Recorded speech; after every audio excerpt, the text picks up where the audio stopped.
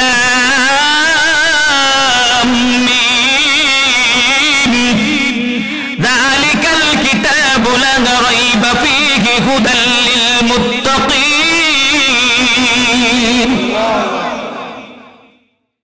আলিফ লাম মিম এই হরফগুলোকে বলা হয় হরফে মুকাত্তাআত। যে হরফগুলোর অর্থ একমাত্র আল্লাহ ছাড়া কেউ জানে না। আলিফ লাম মিম হরফে মুকাত্তাআত এই হরফগুলোর অর্থ একমাত্র কে জানে? যালিকাল কিতাব,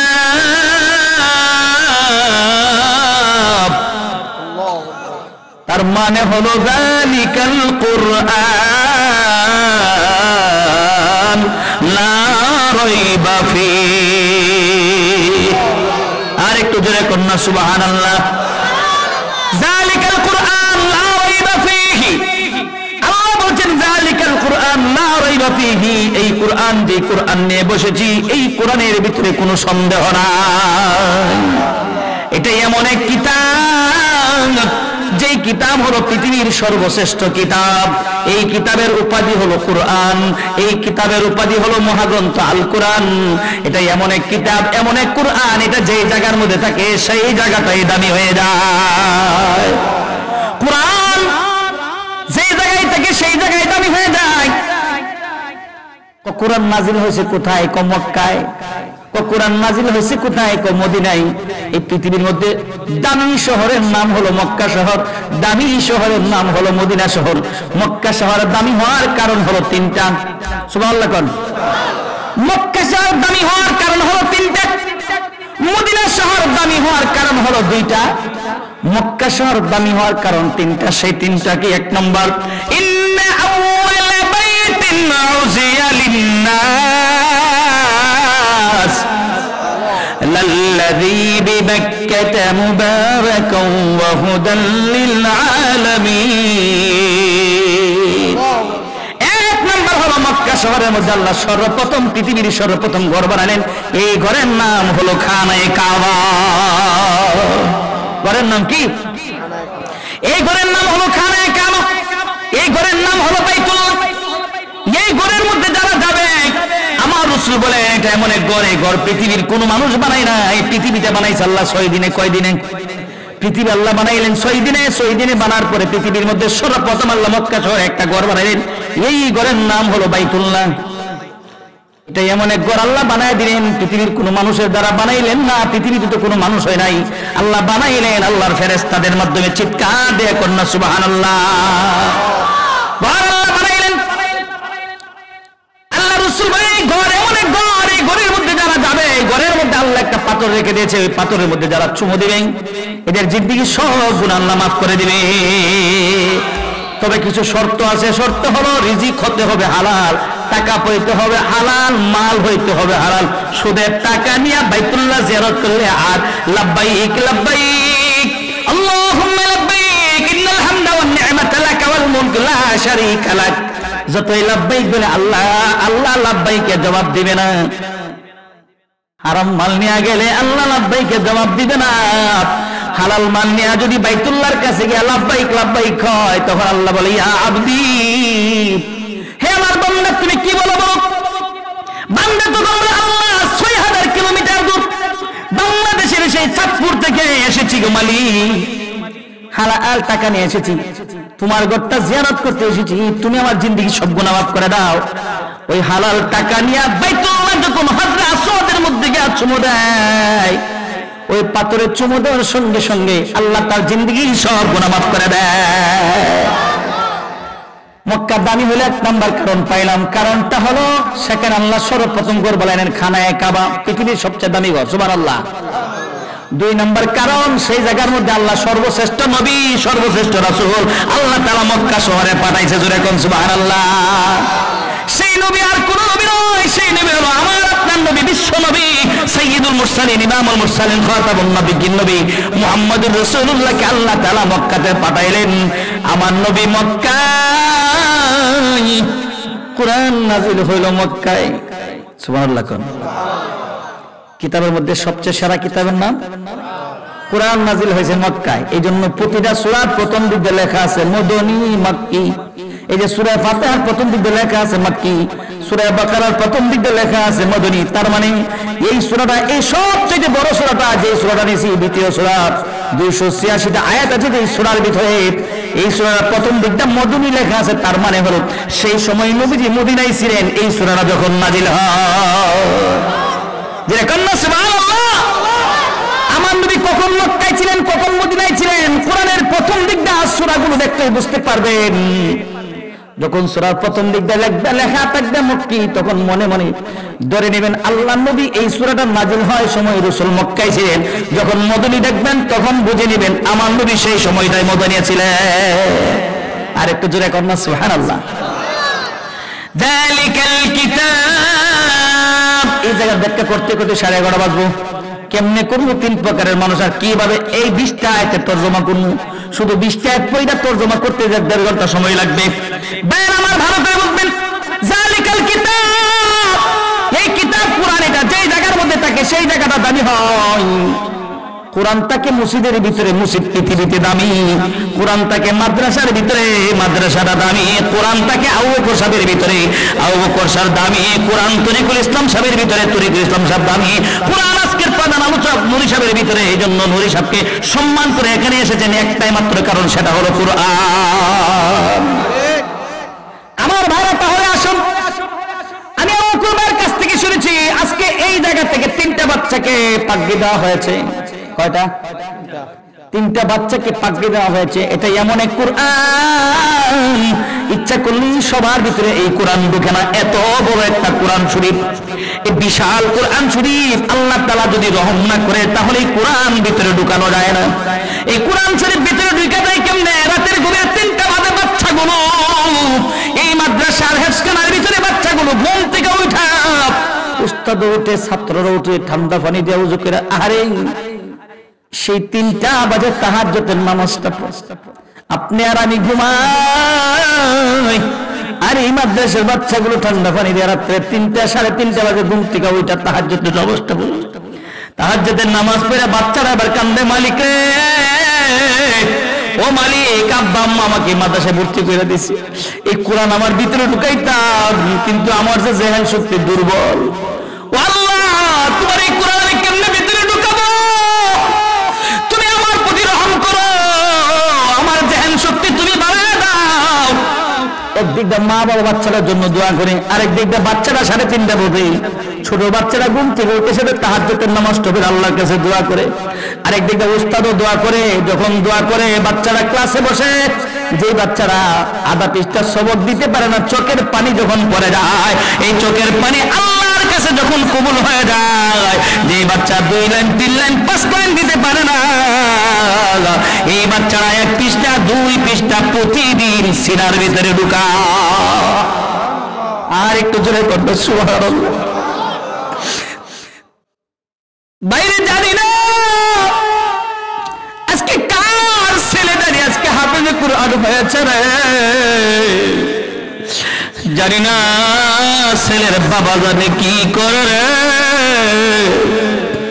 ছেলের বাবা রিকশাওয়ালা হতে পারে, ছেলের বাবা ভ্যানগাড়িওয়ালা হতে পারে, দিনমজুর হতে পারে, কৃষক হতে পারে, ব্যবসায়ী হতে পারে, চাকরিজীবী হতে পারে, কিন্তু রিকশাওয়ালার ছেলে আজকে কোরআন ভিতরে ঢুকাইছে। কোরআন ভিতরে ঢুকানোর কারণে ছেলেটার নাম আব্দুর রহমান আব্দুল আলী। যদিও রিকশাওয়ালার ছেলে, এই পুরা 30 পারা কোরআন ভিতরে ঢুকানোর কারণে, 6666 আয়াত ভিতরে ঢুকানোর কারণে রিকশাওয়ালাও দামি হয়ে গেছে, রিকশাওয়ালার বিবিও দামি হয়ে গেছে, রিকশাওয়ালার ছেলেটাও দামি হয়ে গেছে।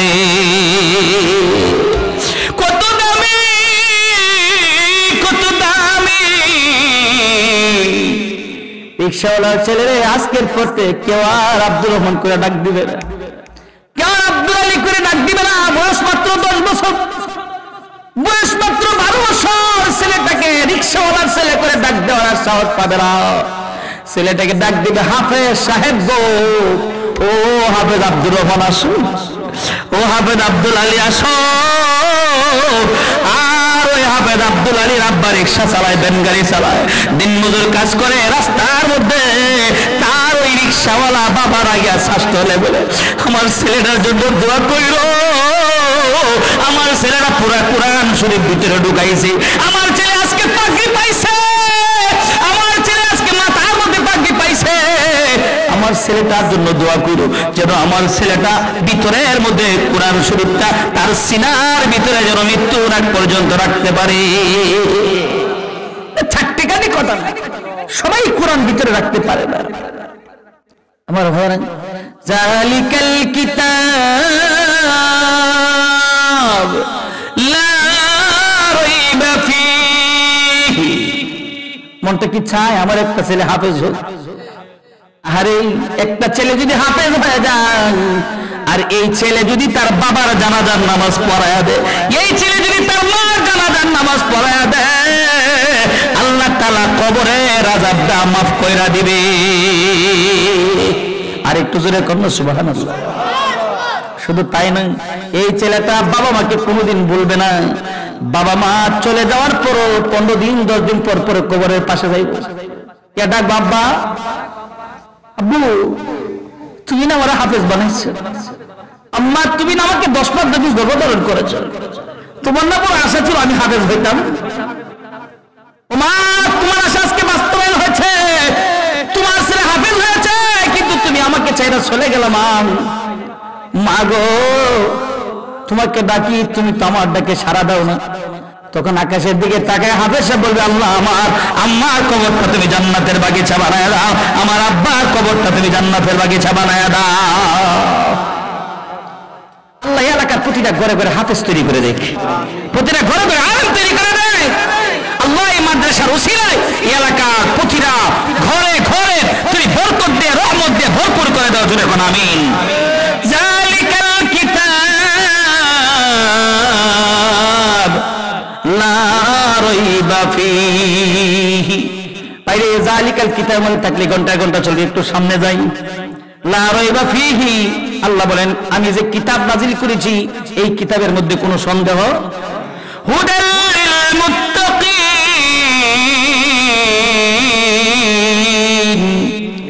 এই কিতাব এটা মুত্তাকিনদের জন্য পথ প্রদর্শক। জুড়ে কোন সুবহানাল্লাহ।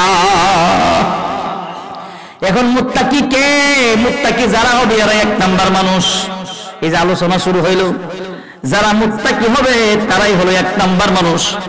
মুত্তাকি হলো ওই ব্যক্তি যার মধ্যে 5টা গুণ আছে। কয়টা? আর একটু জোরে এখন কয়টা? আল্লাযীনা ইউমিনুনা বিল গায়ব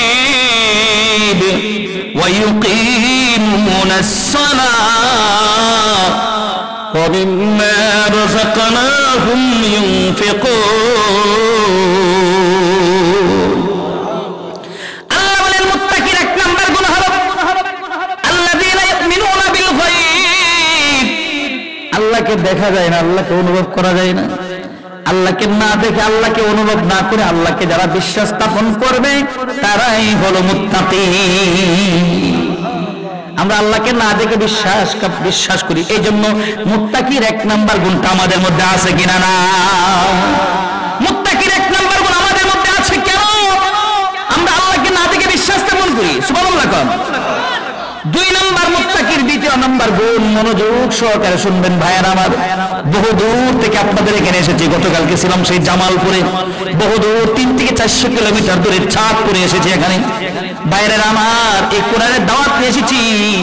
আমার অনেক ভাইয়েরা চলে গেছে ঘর থেকে, এখনো আসে না। আরে কোরআনের মহাব্বত যদি থেকে থাকে রে, এই মানুষটা এখন লেপের ভিতরে থাকতে পারবে না, কম্বলের ভিতরে থাকতে পারবে না, রাস্তাঘাটে থাকতে পারবে না। কোরআনের মহাব্বতে দৌড়ায়া জান্নাতের বাগানে চলে আসবে। মুত্তাকির 2য় নম্বর গুণ ওয়া ইউকিমুনাস সালাহ। মুত্তাকির 2য় নম্বর গুণ হলো মুত্তাকি যখন মসজিদে আযান দিবে, 1 বার নয় 2 বার নয়, প্রতিদিন কয়বার আযান দেওয়া হয়?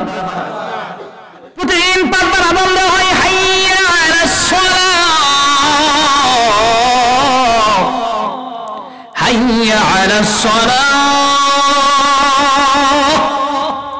যে লোকটা মুত্তাকি দাবি করবে, 1 নাম্বার মানুষ দাবি করবে, তার কানের মধ্যে যখন আল্লাহু আকবারের দুনিয়া তার কানের মধ্যে আসবে, হাইয়া আলাস সালাহ, হাইয়া আলাল ফালাহ, এই শব্দগুলো তার কানের মধ্যে যখন আসবে তার খেতে কামার তাকে বাধা দিয়ে রাখতে পারবে না, তার রিকশা তাকে কোনোদিন বাধা দিয়ে রাখতে পারবে না, তার চাকরি তাকে কোনোদিন বাধা দিয়ে রাখতে পারবে না, তার ব্যবসা প্রতিষ্ঠান কোনো ব্যবসা তাকে বাধা দিয়ে রাখতে পারবে না। মুত্তাকি সঙ্গে সঙ্গে দৌড়াইয়া দুনিয়ার সব কিছু ছাইরা দিয়া আল্লাহর প্রেমে আল্লাহর ভালোবাসায় মসজিদে গিয়া উপস্থিত হইয়া 5 ওয়াক্ত নামাজ জামাতের সাথে আদায় করবে। এই হলো মুত্তাকির 2 নাম্বার গুণ। মুত্তাকির 3 নাম্বার গুণটা আল্লাহ বলেন ওয়া মিম্মা রাযাকনাহুম ইউনফিকুন।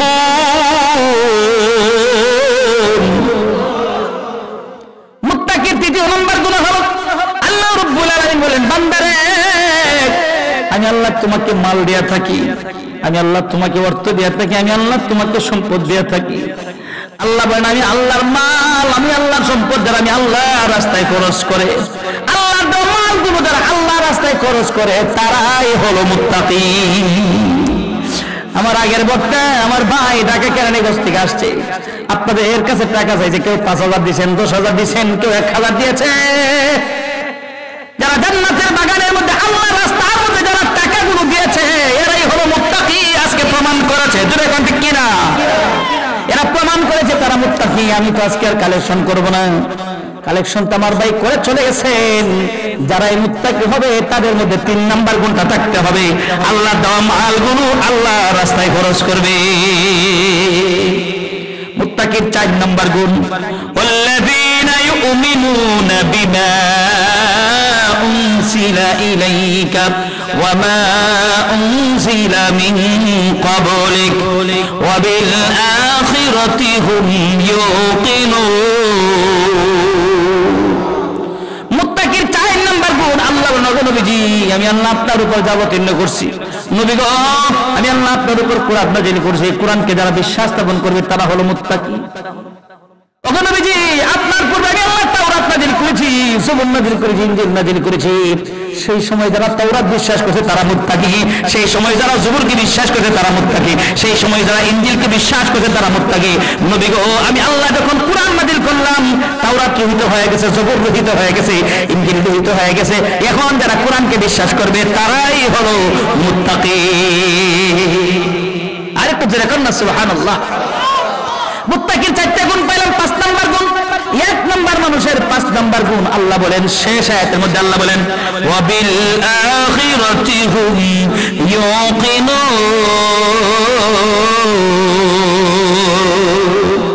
আল্লাহ বলেন মুত্তাকির 5 নাম্বার গুণ হলো দুনিয়ার জিন্দেগিটা ক্ষণস্থায়ী, এই জিন্দেগি একদিন আমার শেষ হওয়া আপনারও শেষ হয়ে যাবে। আমাদের কত বাপ দাদা দুনিয়া থেকে চলে গেছে, আমরা একদিন চলে যাব, আখিরাতে জিন্দেগি হলো চিরস্থায়ী। আল্লাহ বলেন মুত্তাকির 5 নাম্বার গুণ হলো এই দুনিয়ার জিন্দেগির পরে যে জিন্দেগি আছে, কবরের জিন্দেগি আছে, ফুলসিরাতের জিন্দেগি আছে, হাসরের জিন্দেগি আছে, জান্নাত আছে, জাহান্নাম আছে, পরকালীন জিন্দেগিতে যতগুলো গাটি আছে ওইগুলাকে যারা বিশ্বাস স্থাপন করবে তারাই হলো মুত্তাকি। 1 নাম্বার মানুষের কয়টা গুণ পাইলাম? আর একটু জোরে বলেন কয়টা? 1 নাম্বার আল্লাহকে না দেখে বিশ্বাস স্থাপন করবে। 2 নাম্বার কোন কাজ দুনিয়ার কোন ব্যস্ততা থেকে আটকে রাখতে পারবে না, নামাজ আদায় করবে। 3 নাম্বার আল্লাহর রাস্তায় মালগুলো খরচ করবে। 4 নাম্বার কোরআনকে বিশ্বাস করবে।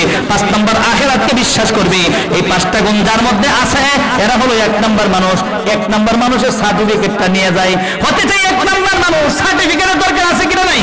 আমার ভাইরা বলতেছিলাম 1 নাম্বার মানুষের সার্টিফিকেট আল্লাহ বলছেন 5 নাম্বার আয়াতের ভিতরে আল্লাহ সার্টিফিকেট দিচ্ছেন উলাইকা আলা হুদাম মির রাব্বিহিম ওয়া উলাইকা হুমুল মুফলিহুন।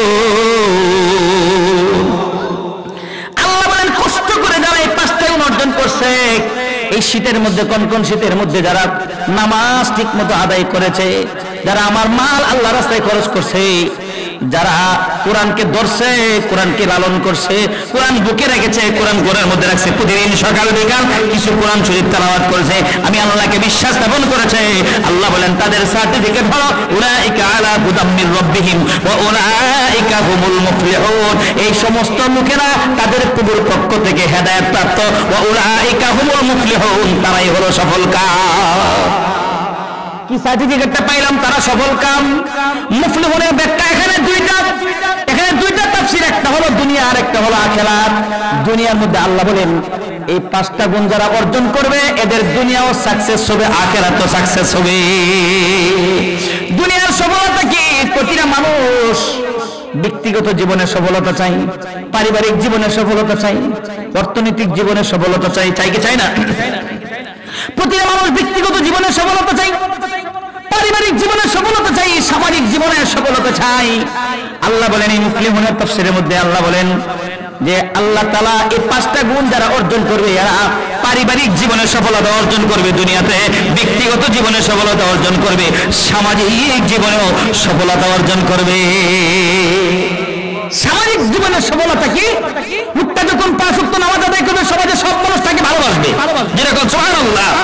লোকটা যখন 5 ওয়াক্ত নামাজ আদায় করবে, বেশি বেশি করে দান করবে, তার বিবি বাচ্চার কাছে ভালো থাকবে, জোরে কোন ঠিক কিনা? আল্লাহর কাছে ভালো থাকবে, সমাজের কাছে ভালো থাকবে, পরিবারের কাছে ভালো থাকবে, আর তার দিলের মধ্যে একটা শান্তি পাবে। দেখবেন যারা মুমিন মুত্তাকি যতক্ষণ পর্যন্ত নামাজ না পড়ছে এতক্ষণ তার ভিতরে কোনো শান্তি পাবে না, জোরে কোন ঠিক কিনা? আর আখিরাতের সফলতা হলো আল্লাহ বলেন এই মুমিন মুত্তাকি দুনিয়ার জিন্দেগিতে কষ্টটাই করছে তার আখিরাতের শান্তির জন্য, আর আল্লাহ বলেন আখিরাতের সফলতা হলো আমি আল্লাহ তাদের জন্য জান্নাতের সর্বোচ্চ জান্নাত জান্নাতুল ফেরদাউস রেখে দিয়েছি। সেই জান্নাতে যেতে চাই কি চায় না? আরেকটু জোরে কান চাই কি চায় না? তাহলে 5টা গুণ অর্জন করার দরকার আছে কিনা নাই? এই 5টা গুণ অর্জন করলে 1 নাম্বার মানুষ 1 নাম্বার জান্নাতে যাব, জোরে কোন সুবহানাল্লাহ। ওয়াজ আর লাগবো?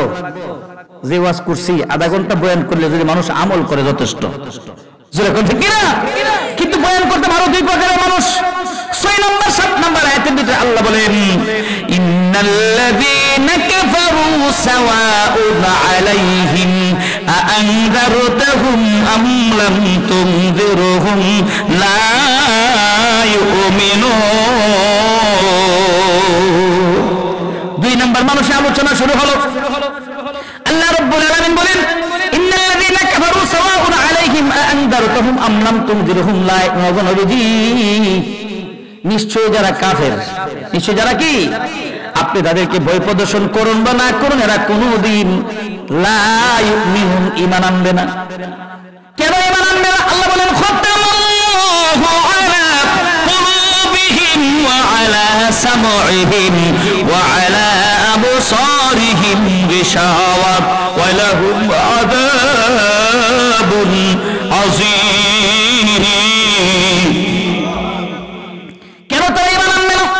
খাতামাল্লাহু আলা কুলুবিহিম ওয়া আলা সামঈহিম, আল্লাহ তাআলা তাদের কলবের মধ্যে হৃদয়ের মধ্যে মোহর মেরে দিয়েছে, খাতা মেরে দিয়েছে। খাতামাল্লাহু আলা কুলুবিহিম ওয়া আলা সামঈহিম, তাদের শ্রবণ শক্তির মধ্যে তাদের কলবের মধ্যে আল্লাহ তাআলা মোহর মেরে দিয়েছেন। ওয়া আলা আবসারিহিম ওয়া আলা আবসারিহিম গিশাওয়া, আল্লাহ তাদের দৃষ্টি শক্তির মধ্যে পর্দা মেরে দিয়েছে। আল্লাহ তাদের সার্টিফিকেট দিয়েছে যারা কাফের ওয়া লাহুম আযাবুন আযীম, আল্লাহ তাদের জন্য অত্যন্ত যন্ত্রণাদায়ক শাস্তি রেখে দিয়েছে। 2 নাম্বার মানুষের রেজাল্ট হলো ওয়া লাহুম আযাবুন আযীম। 1 নাম্বার মানুষের রেজাল্ট হলো উলাইকা আলা হুদাম মির রাব্বিহিম ওয়া উলাইকা হুমুল মুফলিহুন। চিৎকার দিয়ে করুন সুবহানাল্লাহ। এখন আসেন 3 নাম্বার মানুষের মধ্যে যাই। শুধু অর্থগুলো করতে করতে সময় যেতেছে, কয়টা বাজে? ওই যে 11টা বাজে। হাই হাই 11টা ধরবে যেতেছে গা।